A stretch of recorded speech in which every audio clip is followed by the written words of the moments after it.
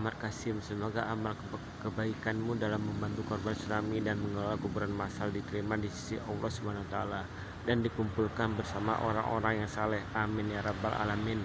Meninggal pada tanggal 9 Juli 2021. Al-Fatihah.